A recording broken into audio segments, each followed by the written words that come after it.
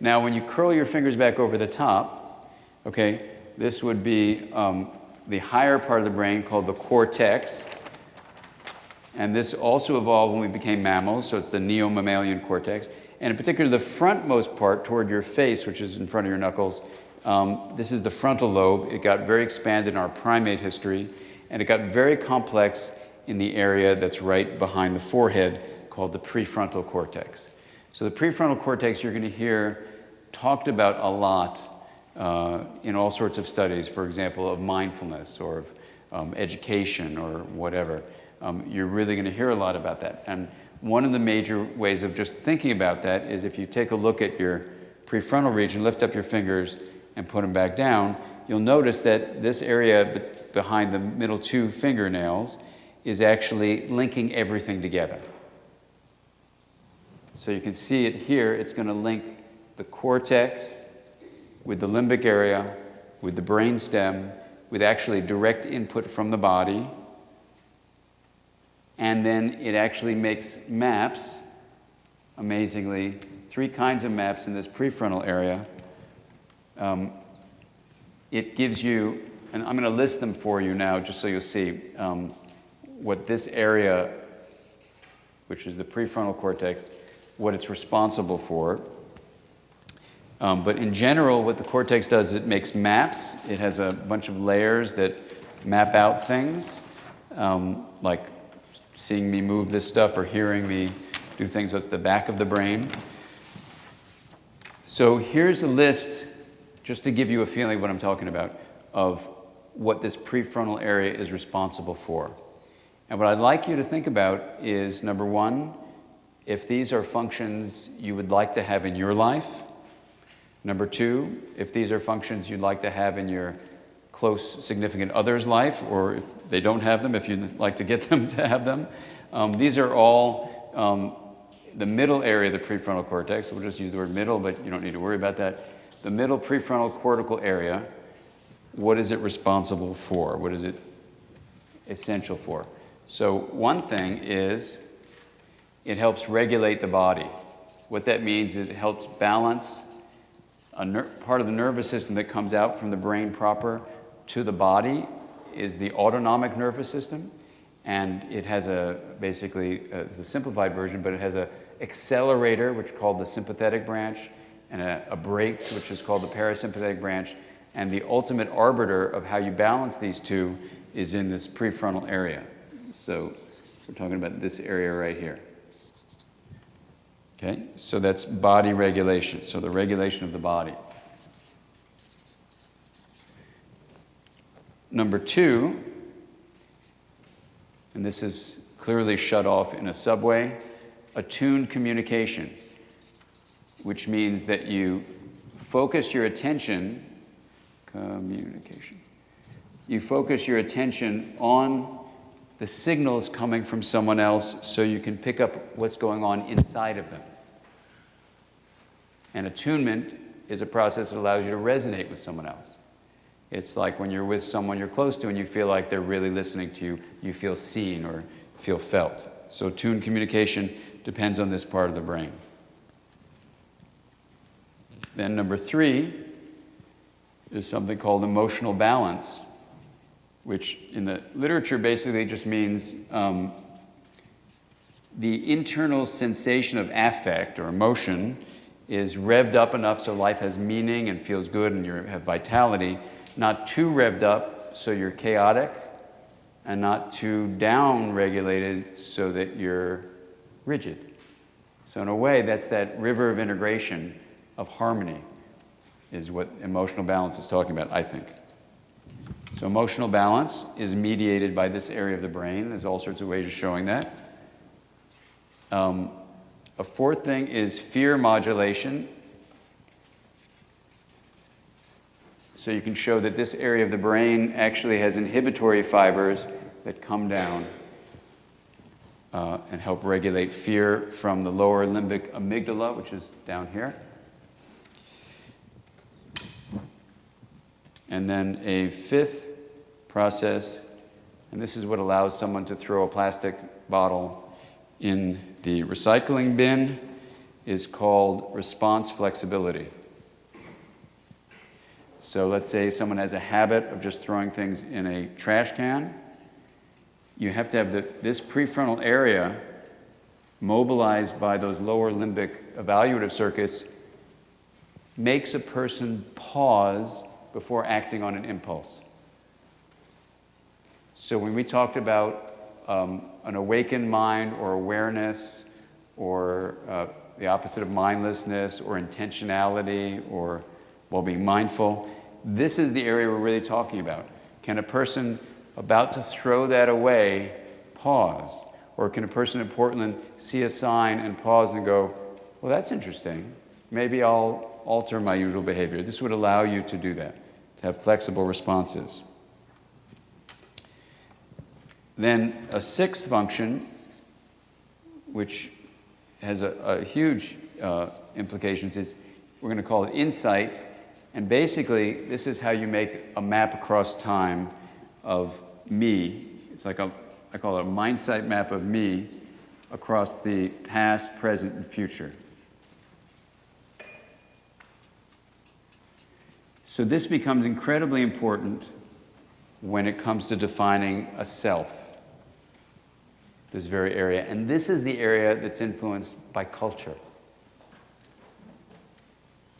When you say, well, how is the self created? You're really looking now at these mapping processes, in this case, a map of me across time.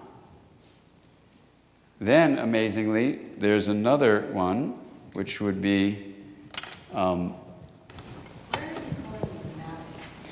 the cortex, what we say is these functions are called maps. You would call it a neural map. A cortical map is the word that's used in science. And then when you talk about the mental side, you would call either a mental map, that's just the word that's used. Yeah, I'm not making it up, it's just what we use. A map implies, for the brain, a cortical firing pattern that is called a neural representation that stands for, in this case, the past, present, future. It is literally mapped in the firing patterns in this area of the brain. So that's the word we use, map. And then number 7, it actually makes maps of other people, called empathy, which would be basically if I'm making a map of you. And this is different from attunement, is more like feeling another person's feelings. This would be imagining what's going on inside of someone else's mind. So some people use the word theory of mind, mentalization, reflective function, mind-mindedness, psychological mindedness. It all is about this capacity to make a map of you. And I know you have a mind, not just a behavior. Okay, and then finally, there's these other two, which are, this one's incredibly important, morality. And if you want, you could call this would be my interpretation, a Mindsight map of we. So when you think about that plastic bottle, and you pause, and you take your hand, and instead of just doing the quick thing and dropping it in the trash can, you hold it closer to you, and you take the extra minute or whatever it's going to take, and you put it in the recycling bin. At that moment, you could say, possibly, if it's not just a behavioral habit, but that there is a map of we where you realize that if you're speaking from the first person, I am more than me. I may be connected to you, but I'm a member of we. So when we say the movement from me to we, it isn't that you get rid of a me, not at all. Remember, integration is honoring differentiation, but the linkage is also creating a prefrontal map of we. And if a person's not doing that, if there's nothing that's happening in the family to encourage that, if there's nothing that's happening in the school to encourage that, if there's nothing that's happening in the city to encourage the sense of we in community, what I want to say to you is the prefrontal cortex is going to respond. It will respond by saying, this is just all about me. And you know something? I don't really give a crap what happens to this plastic bottle. How is that going to affect me and how I feel about me? And what have you done for me lately anyway, Emily? Right? I mean, it's that kind of thing, you know? So this idea of being a we is a moral issue. In fact, almost all moral questions come down to this. You know, do you realize you're much bigger than just defining the self in your skin? And just to finish the list up, number 9 is intuition. Intuition. Now, I'm going to tell you some really wacky things. This list was generated because I had a sad case I talk about in the Mindsight book Jonathan was talking about, where she had an accident that destroyed this area of her brain. She lost all 9 functions. That's where the list came from, years and years ago of taking care of her and her family. The whole family fell apart. It's where the triangle first started, because it was clear to me, because all she had was a car accident, and I had videotapes of the family functioning before the car accident. It couldn't have been a more securely attached set of kids, a loving mother, fully present. She had all these functions, and then, bam! She didn't wear a safety belt. There were no airbags in those days. The steering wheel, just picture the steering wheel like that. So she's hospitalized. She has, brain surgery. She's in a coma for a while. She has plastic surgery. Finally, 9 months later, she comes back to the family. At the time she comes back to the family, this little 7-year-old girl stops talking. So the family brings her in to see me. So I'm doing this stuff with her, and, first I'm just working with her alone, and this ball we're playing with in silence, goes behind the couch. She gets all animated, and I said, there was a video player there. I said, do you want to bring a video in? She shakes her head. She brings in the video of her birthday party from 2 years earlier, when she used to live on the East Coast, and we put it in, and on the screen, you see the most magnificent example of the dance of love between a mom and a daughter. It's her dad's birthday, and you see this incredible, way they're attuned, and all this gorgeous stuff is happening. And then she speaks to me for the first time, and she says, that's how my mom used to be. And meanwhile, the mother is abruptly screaming at her kids. There were 2 other siblings, and she basically lost all these things. So when I had the mom alone in her in the office, I said to her, well, what's life like for you since this accident? She just kind of looked at me, and she said, well, I guess if I had to put a word to it, I said, I guess I would say I've lost my soul.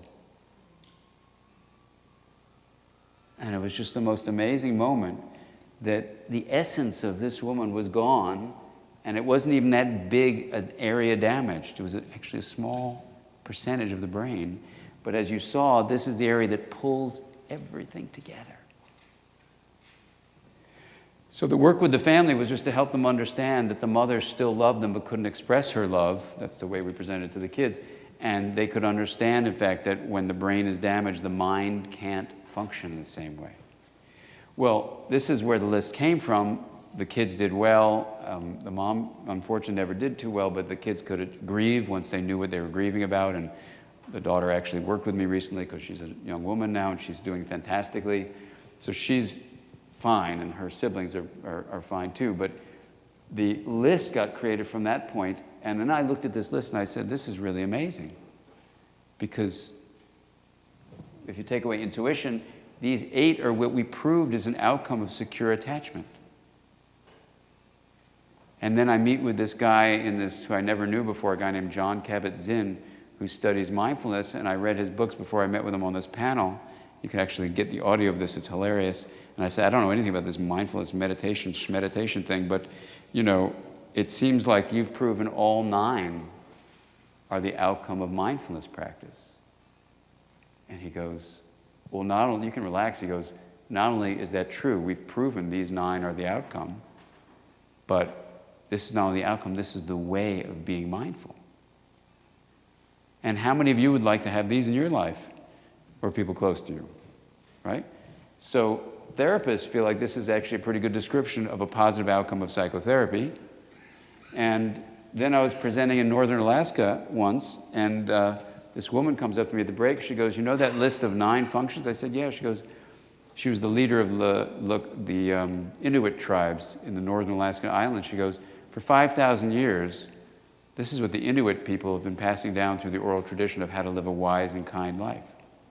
And then I teach with people from the Lakota tradition, the Polynesian tradition, the Hindu tradition, the Buddhist tradition, the Christian tradition, and they can find elements of this, if not the whole shebang, in wisdom traditions.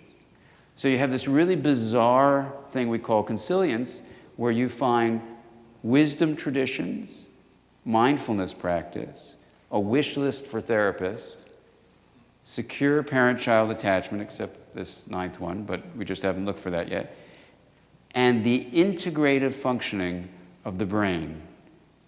5 separate domains of knowledge converge into one. What do you think of that? Total coincidence, right? It could be a total coincidence, or, in fact, you could say, well, these are all energy and information flow patterns, whether it's relational or embodied, that flow from integration. And if that's the case, and if integration is really the heart of health and wisdom and all these other things you just mentioned, you could say, well, how do you actually create a city environment that allows people to actually, just to stick with these ones down here, that encourages people to make these, Mindsight is basically the ability to see the internal flow of energy information in your body and in your relationships, and then to move it toward integration. That's what we use. So this is a Mindsight map of me, of you, and we. So could you actually, with this as your foundation, say, how does we become the whole planet? Or just to start with a city, how do you become a member of a city where literally you're a baby, okay? So the baby's born, this cortex is growing. Here's the deal. The brainstem is almost fully formed at birth. The limbic area partially formed. The cortex essentially unformed. Genes play an important role throughout development, including after birth. No problem. Temperament is really important. But experience is going to shape prefrontal development. So what we study in our Center for Culture, Brain, and Development is we're studying the way experiences shaped by culture, because basically all culture is patterns of energy and information flow, how they're shaped in relationships and ritualized behaviors that's passed across generations. That's basically what culture is, essentially. So we want to study how culture, energy and information flow patterns, shapes synaptic connections. So when you look at it this way, then you say, okay, well, gosh, in a modern city, if we're thinking about climate, how do you allow people to have Mindsight maps of me, that's fine, you, that's good, but absolutely what's essential is we. How do you actually reinforce that? And the win-win-win thing about it is the planet is going to get better if we do that. Relationships between people going to get better if we do that. People won't bowl alone, they'll actually bowl with each other. Their scores will get higher. And people are going to be happier. Especially these days, but it would have been true anyway, when there's so much stress in life on, the financial things we're going through, when people realize that your material well-being, as long as you're above the poverty level, does not influence happiness whatsoever. So how do we actually allow people to get the real richness of life by allowing these integrated functions to happen? So I want to open this up for a discussion, because this is kind of the perspective from interpersonal neurobiology, but it basically takes all these different sciences of happiness, of brain function, of relationships and all that stuff, and puts it together and says, our cultures are how this whole system evolves. So let's be really clear about it. We talk about genetic evolution and all that stuff over millions of years. What's happened to the human being in the last 40,000 years, this is essentially what people believe, is it's cultural evolution that's shaping the structure of the brain, not genetic evolution. Of course, genes are changing over time, bless you, and all, that continues to happen. But the speed, just look at what's happened to us in the last 50 years with technology changing. My gosh, this is an example of cultural evolution. And our brains are doing their best to adapt, but more than even adapt, they're being shaped by and are shaping cultural evolution. So then you say, okay, if you're a city planner, if you're really an awakened person like you all are, you're basically cultural evolutionists, is what you are. And then if you say, wow, how do we develop these for ourselves? Because life is hard, finances are tough, the stakes are huge, the future generations could depend on everything we do. Now, I shouldn't keep on saying this. You're going, that's too much pressure. I think I'll just go to the beach. But the fact is, we need to do this for ourselves first. Just like in an airplane, they say, if the oxygen goes, put your mask on first and then help others. It's the same thing. It's true. You know, for example, the wheel of awareness practice is designed to integrate your brain. It's literally just designed to do it. And I don't know how your response was to it, but you know, I've given it now to thousands and thousands of people, and the response to even people who've never meditated before, never wanted to meditate, is kind of amazing. And I can, if you want, we can talk about what's maybe going on there. That's a whole different talk. But the issue is that these regulatory integrative functions can be actually offered to ourselves first. Because if you don't take care of yourself, you're going to burn out. You're going to lose hope. You're going to feel like life sucks. And if you don't have the 1,000-year plan in mind, you're just going to say, I can't do it anymore. I'm burnt out. And there's no reason for you to get burnt out. We need to support each other in that way, including enjoying ourselves, having a sense of humor, having fun, and all these ways where we keep ourselves energized. So that's the first step. If anything, I mean, all of these things need to be taken into your own life, and you can do that. And there's practices you can do and stuff. So that's the first place. You begin with ourselves. But then you say, can you design a city cultural space, play space, that enforces or encourages energy and information flow, enables it, allows it, so that these regions of the brain can integrate like I believe they were meant to be able to do. I think integration is a natural neural proclivity. I think it's a natural relational proclivity. I think it's a natural way we were meant to live. The mind was meant to live in connection with each other. And you can feel it when it happens. I mean, you can feel it when people sing in harmony.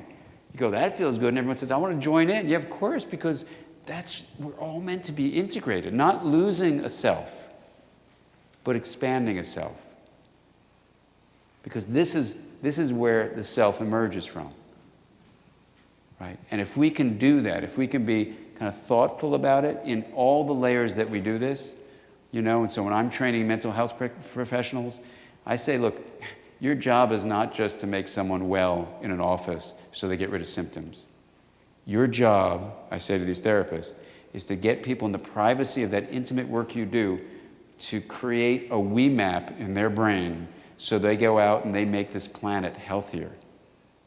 Otherwise it's like, playing the violin on the Titanic. Who cares about psychotherapy if you just go out and the world sinks? So I say to them, you're like, for them, they've got to go out and strengthen individuals' capacities to realize it's all about me, you, and we. You got to have we in there. And we talk about how to do that. Now, you might say that's too directive, but anyway, it's basically saying health comes from this.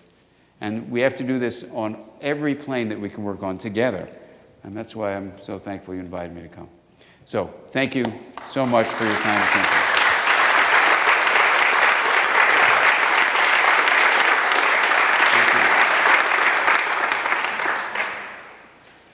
So let's have a conversation. Yes. My name is Sadhu Johnston. I'm with the City of Vancouver. Nice to meet you. Good. I'll see you in 2 weeks in Victoria. Okay, I'm not in Victoria, but okay. Well, cool. come to Victoria. Come to Vancouver. I am. I'm going to be teaching at the Dalai Lama Center. Come there. Okay. I'll talk to you. Anyway, don't worry about it. Okay, Yeah. sounds great. My favorite city. So many of us are not building cities from scratch. We are working to, Yes. as part of the conversation of the last couple of days, many of us are trying to promote behavior within our cities, actions among our residents to support and live a more sustainable lifestyle in those cities. I'm curious if you have thoughts or observations, things that either in shaping programs or not necessarily building this from scratch, but ways that we run these programs or operate to promote this type of activity. I mean, we talked this morning before you got here about the way that New York is reshaping the streets and public spaces so people can interact with each other, and bike lanes and stuff that many of us are doing on the ground. But curious in terms of programmatic work, not necessarily just the physical stuff, but as we create programs, do you have thoughts about how we integrate this into our work? Thank you. Yeah, I have a couple thoughts. Thanks so much, Emily. A couple thoughts. First of all, I don't have an answer because I know when my kids were growing up and now they're basically launched, it was so sad that the only two places there was community really was sporting events where you tried to beat the other team, which our kids both did, but it just didn't feel like the same thing, and religion. And it was so painful. It's basically your question. So I don't have an answer for you, except I know, and this isn't to give an answer, but just an experience. When I taught in Eastern Europe after the Soviet Union fell, I was asked to go there and teach to the therapists there, because for all sorts of reasons. But one of the things we did that amazed me was at night we'd get together, and from all these different countries they would sing folk songs together that they all knew. And I sat there with such a feeling of longing. I mean, I never got together with my colleagues in mental health and sang folk songs together. I mean, and they just had a sense of community, as horrible as things were, and so there's something where you have people join. And let me give you, I wanted to do this sample, and it's sort of related to what you're saying, and maybe this will inspire something, then you'll come up with the idea, because I can't give you, I wish I could say, oh, here's the brilliant thing, I don't know. But community, something together, something where people have shared interest from the developmental point of view. You want to have what's called joint attention, which is where two individuals are actually focusing on attention on a third thing. So let me give you an example of that just as a demo. So here's a demo I just really wanted to show you. So just watch me for a moment and just watch what I'm doing. Okay, can everyone see me? I'll stand up here, right? Okay, so that's demo number one. Now here's demo number two. You ready?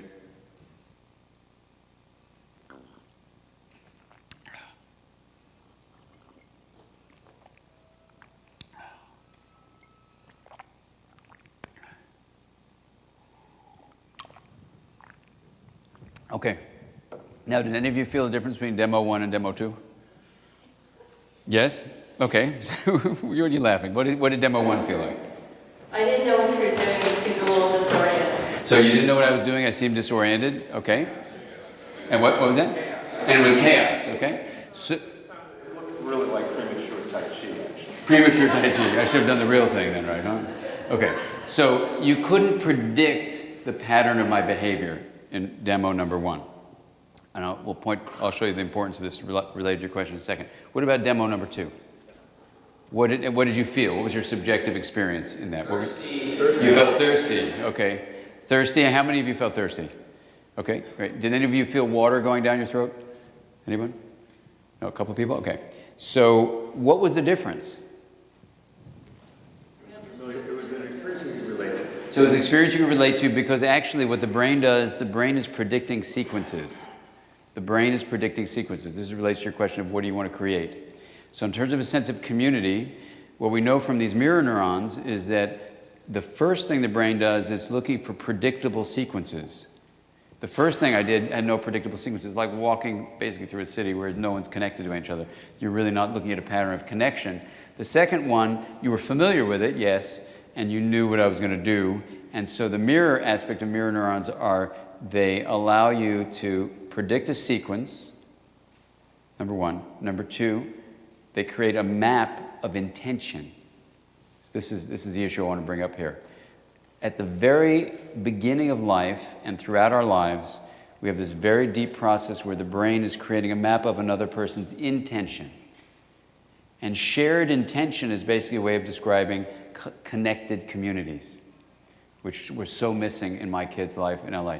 So just to finish, I'll finish up and then you'll respond to that. So that's the first thing it does, is predict sequences. Next is maps intention. The third thing it does, it actually gets you ready to imitate the behavior. So in communities of connection, you see shared behaviors of imitating patterns, like at a church, singing together, or a temple, or drumming, or doing something together, which hardly ever happens, at least in LA, where you actually get together, share intentions, share pattern behavior. That's the behavioral imitation. Natural, normal connects us. Pattern, rhythmic, dancing, singing, drumming, whatever. The fourth thing is it allows you to simulate internal states. So when people really feel connected, their mirror neurons, this is my proposal to you, their mirror neurons are allowing them to feel like, I feel what you feel. You felt thirsty like I was feeling thirsty. I'm sorry about that because I know you don't have water. But I mean, that would be what you'd want to create. And I'm not that creative enough to actually do it, but maybe you can. Where you say, okay, if those are what we're trying to do, we have to have opportunities for people to have shared attention, where they can then have a resonating kind of intention, actually do behaviors which are resonating with each other. Resonating means I see you, you influence me, so I'm shifted because of you, and then you see that I'm shifted because of what I'm doing, that shifts you, and then we're basically linked together, like two strings on a guitar, and that's it. Yeah. So I think what comes to mind for me is, and this would be maybe even an interesting area of study for collaboration between the two communities, the urban design sustainability folks and you and your research is, what types of things can we do in our programs, in our work, to support the creation of we, and what types of activities do that more than others? So if you think about the food system, because food brings us together, so much of us are supporting and promoting, funding, allocating space for community gardens. And now instead of planting normal trees, ornamentals in our parks, we're planting orchards that community groups can come and harvest, and then to can, and then to distribute. Together. And we're doing farm markets where people can go and build community around supporting local agriculture. And now we're organizing community potlucks in our parks where people can be connecting with each other over that. And so I think about, I look at that continuum and I wonder which of those, from your perspective, should we be prioritizing? We got those sound fantastic. I understand all of them, but I guess as we think about what we went through today from New York was, how do we prioritize the actions that we would advocate for from a GHG perspective? And I guess what I'm asking is, from your perspective, which of those things would of the many things that we could do, would support a greater creation of we within our communities? So just to respond to that, if there was a pattern that could be predicted, now I'm about to describe a religion, and I don't mean to make this religious, but if someone knew there's a potluck every Thursday night in the park, not that you felt it was an obligation, but you felt it was an opportunity, then if it wasn't just a one-off, a one-time thing, then people would feel like, okay, this is now part of my patterning mirror neuron system where I know I'm going to go to the market on Wednesday because I'm getting ready for the potluck on Thursday night, or something like that, where people, it would happen every week. And I don't want to call it a ritual, but it would be what would be a routine. It would be, but with the positive idea of a routine, it would give you a structure that reinforced connectivity in these ways of shared attention. It's called joint attention, is the formal term. Joint attention, shared intention, right?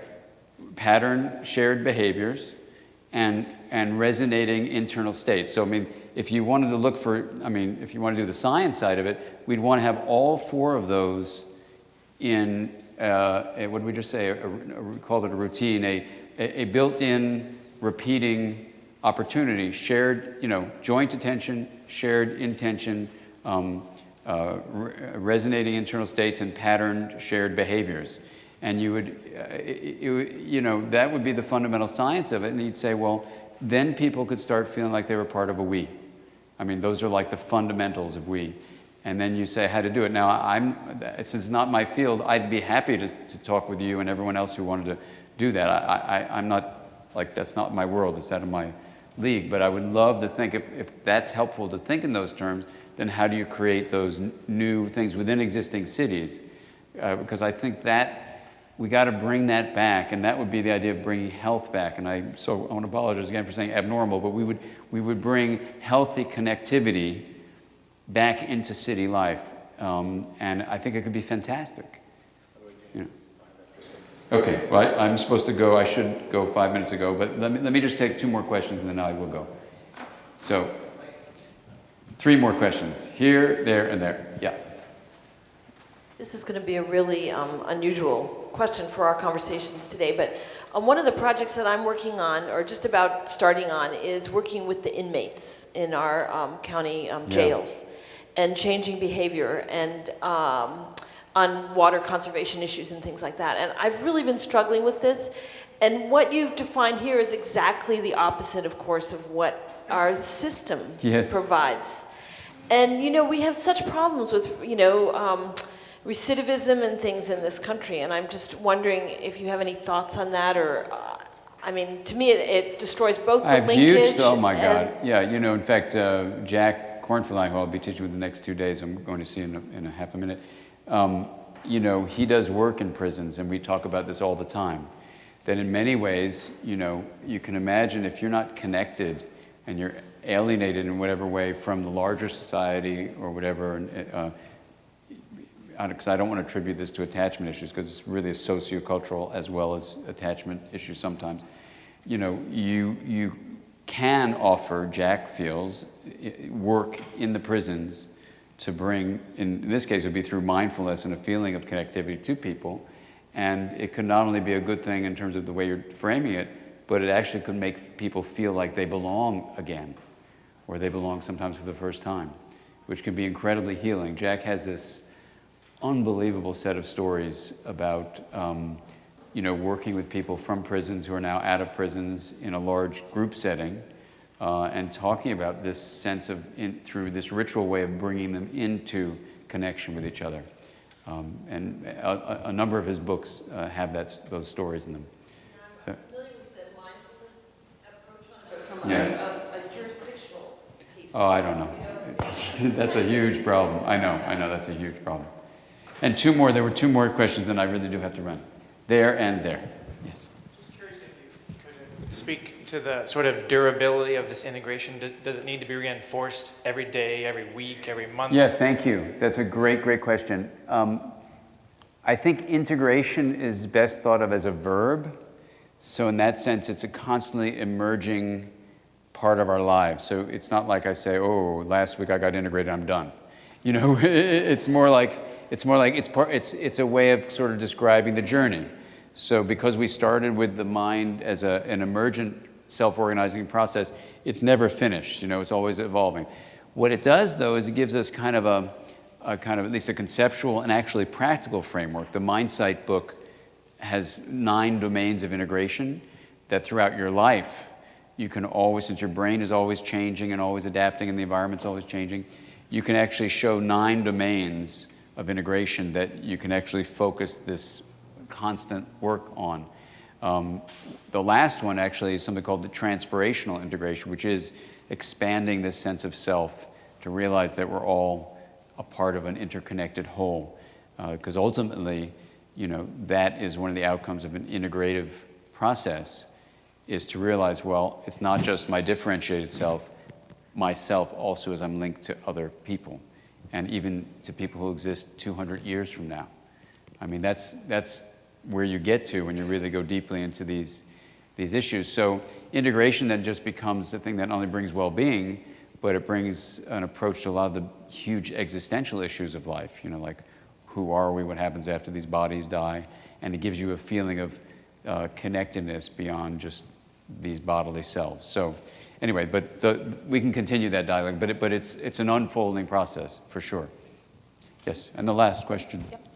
First, one quick comment. One of my little gins and giggles over the last few years has been how in meditation practice we talk about resilience, and yet for us as sustainability people, we're talking about resilient communities. Yes. And so you finally brought it all together, this word, and it's making sense. But with integration. Yeah. Resilience is something that we're looking for in our personal lives and in our communities. So. Yeah, I agree with you. Yes. There are a lot of the same issues. But here's a question for you. We had New York City here this morning talking about survey work that said how people want to be approached is it'll save them money. And this comes to your residential home, so it's definitely a me thing. You know, it's the cost and it's the comfort. And we've all been told and taught, don't talk about the polar bears, because nobody relates to them. So how do you take the learnings of these 9 issues, and are they in order? Or now you're just saying that there's too much fear and everybody's still looking at me when it comes to, for whatever reason, why when it comes to your house, does it have to be cost and not part of the community? Well, it's a really great question. I'll give you some thoughts on it. I can only, give you some speculations. Obviously, who knows? But here's some speculations. One is, just to talk from a brain point of view, when a person living in a body is raised with a lot of messages at home and messages in school of this is all about how you are going to get ahead and you have to show your, what's that? And you're somebody, yeah, you're somebody, and you're going to really achieve, and you're going to get ahead, and go like that. When there's reinforcement of that, literally, there's a huge map of me, not even necessarily reflective me, so that when that person living in that brain goes out into the world, it's kind of like a setup, to just filter all the energy and information coming as, well, I better be comfortable and I don't want to spend more money and whatever.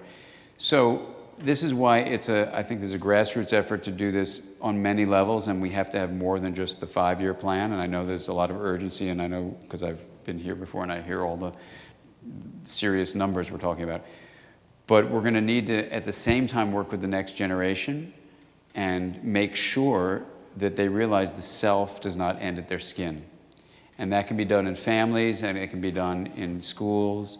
It can be done in cities that promote this sense of a community where people do feel, because here's the thing. I mean, here's the huge potential upside to this. People are going to be happier. People are going to be healthier. It's not like we're trying to sell them a bill of goods here at all.